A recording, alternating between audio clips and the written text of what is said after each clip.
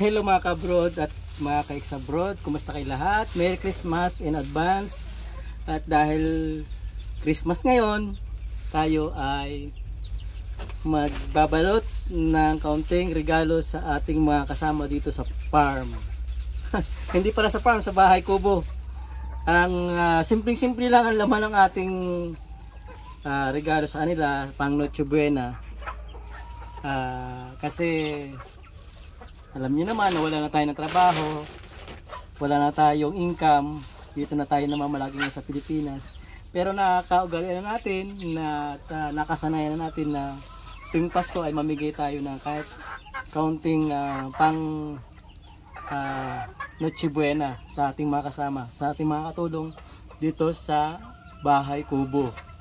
Yung ating mga kasama sa pagkukupras at yung mga gumagawa ng ating maliit na bahay. So, ito lang ang ating may papamasko sa kanila sa Pasko ito ng 2024.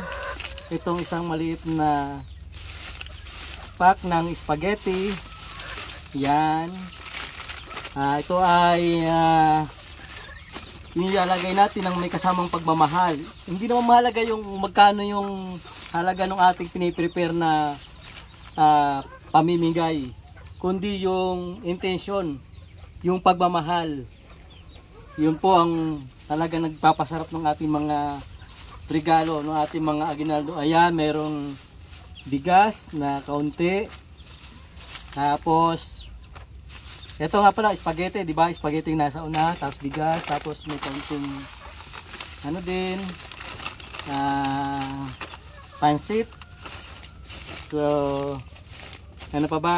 5 klase ito. Ito, mayroon ding asukal na kaunti at may kaunting kape. So, basic na basic po yung ating papasko sa kanila dahil hindi naman po tayo mayaman. So, balit sa abot na ating makakaya, sila ay ating pinapasaya. Gusto natin sila maging masaya sa araw ng Pasko sa pamamagitan ng pag-alala. Kasi yung maalala ka man lang ng iyong mga kasamahan, napakalaking bagay na. Hindi mahalaga kung magkano, hindi mahalaga ang presyo ng natanggap mo regalo, kundi yung diwa nung nagbigay, yung intensyon nung nagbigay, yung bukal sa loob na pagbibigay ng mga regalo.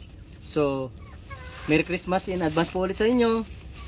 At salamat sa panonood. Hanggang sa muli. Bye-bye.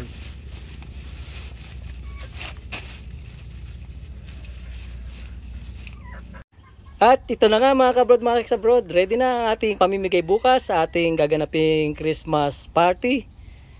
Isang munting salo-salo para sa mga kasama natin, mga kaibigan natin, at mga katulong natin dito sa ating bahay kubo.